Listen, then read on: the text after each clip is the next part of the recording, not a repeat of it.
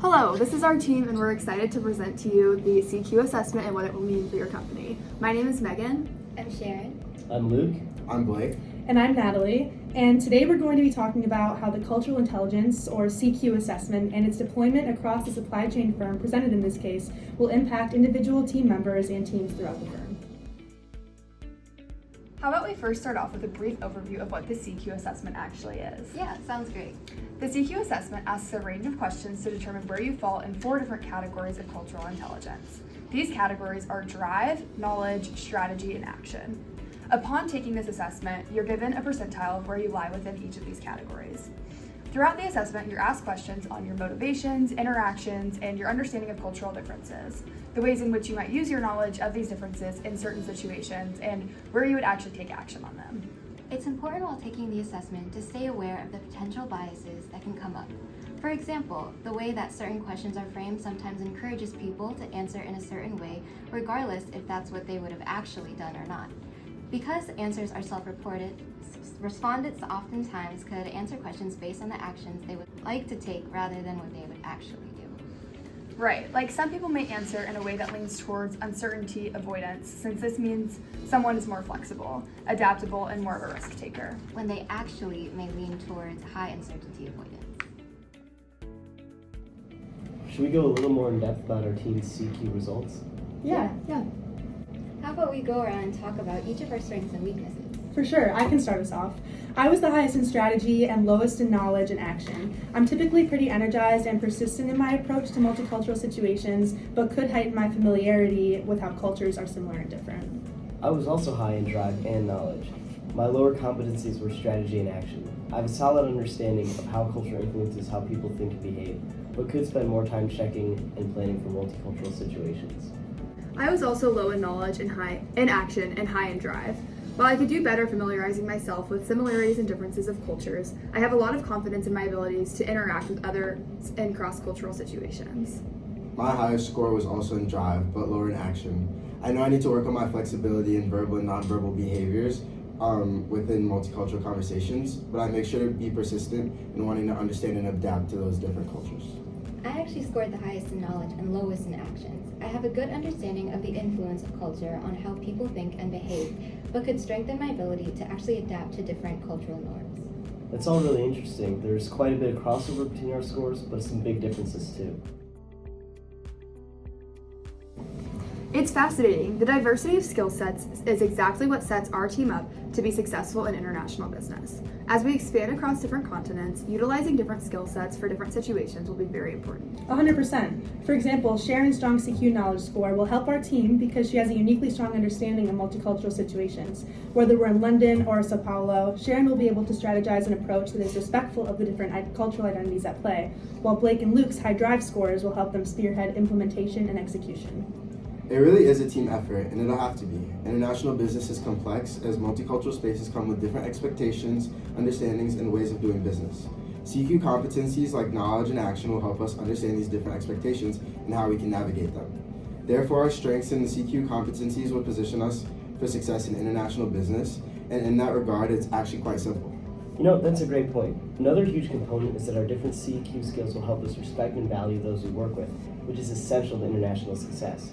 When crossing cultural boundaries, valuing those who you work with is essential. A foundation of respect fosters collaboration and creates a team working for the benefit of each other. In an international context, strong multicultural competencies demonstrated by these high CQ scores can help us establish that foundation. So, these CQ scores are indicative of a vital skill that is essential to our success. Well said. The CQ assessment primes us for international success and shows executives that our teams will have the necessary skills to perform well. Now that we're familiar with our CQ strengths and weaknesses and how they benefit us at an international level, we can start to analyze how they align with the company's compassion and empathy practices. Understanding our team's cultural intelligence is the gateway to navigating a world that is full of different cultures, perspectives, and ways of thinking. The Vice President of People and Culture informed us that she's focused on developing 2 key company values among the firm's employees: compassion and empathy, and intercultural and global perspectives. What CQ competencies do you guys think best align with these values? Personally, I think CQ knowledge is the most important for developing intercultural and global perspectives. In the CQ report, it describes CQ knowledge as the degree to which you understand how culture influences how people think and behave, and your level of familiarity with how cultures are similar and different. Yeah, people with high CQ knowledge, such as Sharon, probably have a pretty well-organized understanding of culture and how it affects the way people think and behave. This helps them understand how culture shapes behavior, which is extremely important in an international business context and within this company. For sure. I read a study done by Rutgers University the other day that found that human behavior is strongly influenced by content-related bias in favor of culture traits that help us coordinate our social behaviors. An understanding of culture's impact on behavior allows for more effective public service campaigns. That's really interesting. If human behavior naturally aligns with cultural traits that foster social coordination, businesses operating in diverse environments then have to navigate and integrate these cultural tendencies in order to build cohesive teams and successful collaborations, which is exactly what's going on in this expansion. Great point. So from the study, we can generalize that the ability to interpret and adapt to cultural influences directly correlates with improved outcome in various domains, including business. You're right. The broader conclusion we can make is that cultural intelligence is critical for navigating complex interpersonal and market dynamics in a business context, especially on the international level presented in this case.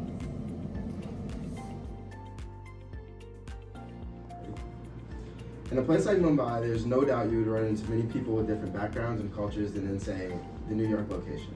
Interaction will require not only outward awareness, but a constant self-reflection of how your own biases collide with what you see and hear. Yeah, I read an article about that the other day in Psychology Today. I think that's called cultural humility. They said cultural humility involves an awareness of the limitations of one's own cultural lens. On an interpersonal level, it involves being other-oriented in relation to the other person's cultural background and experiences, marked by respect and a lack of superiority. Exactly. It's important to note that cultural humility doesn't stop at just interacting with other cultures, but rather requires a level of empathy to understand how other people's experiences affect their perception on certain things. This will be crucial in the Mumbai's team's interactions with the group located in New York.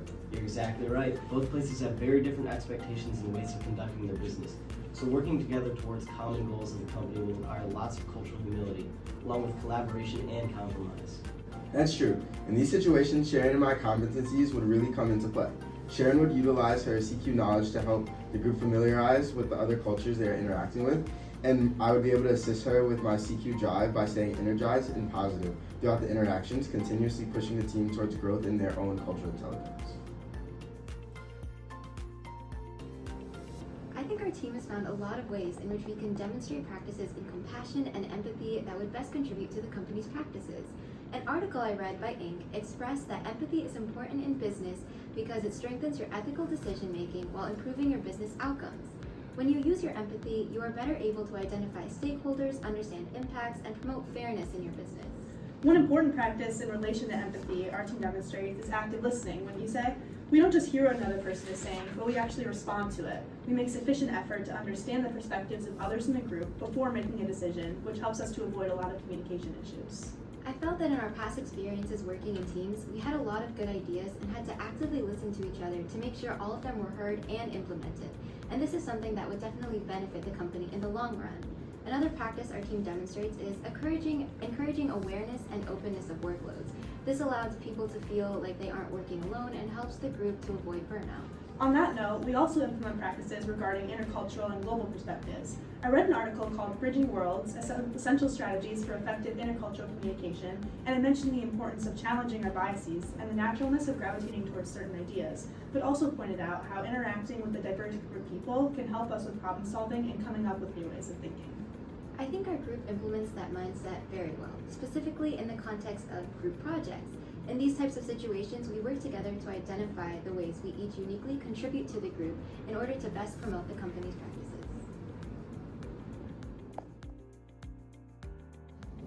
In general, I think strategy is an important competency to have when working towards a better company, compassion, and empathy.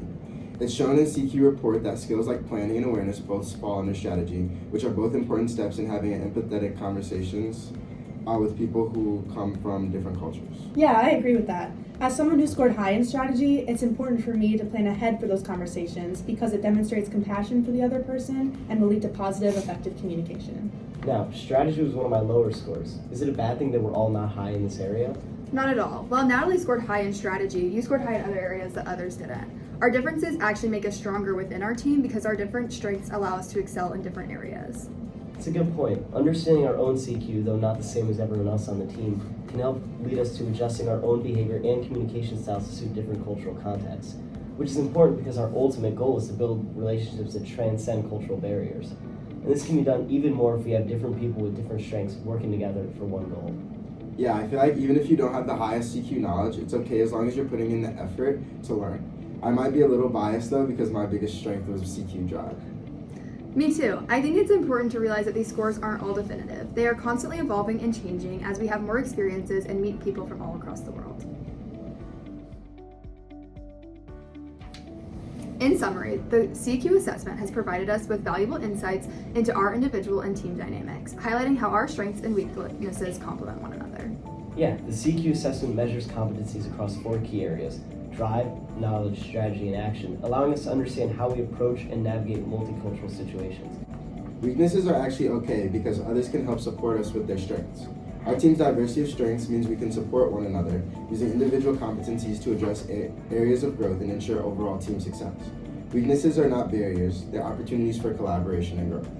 CQ skills are critical for international business where understanding cultural nuances, fostering collaboration, and navigating between different norms are essential. Whether it's in a Mumbai office or a New York boardroom, CQ helps us connect with colleagues and clients, respect diverse perspectives, and build bridges across cultures. Importantly, our strengths align with the company's values of compassion, empathy, and fostering intercultural and global perspectives. By embracing these values and leveraging our CQ competencies, we position ourselves as a team ready to contribute meaningfully to the firm's vision and growth.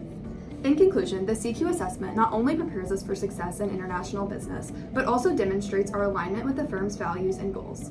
It's a vital tool for building relationships, solving problems, and thriving in an increasingly globalized world. Thank you.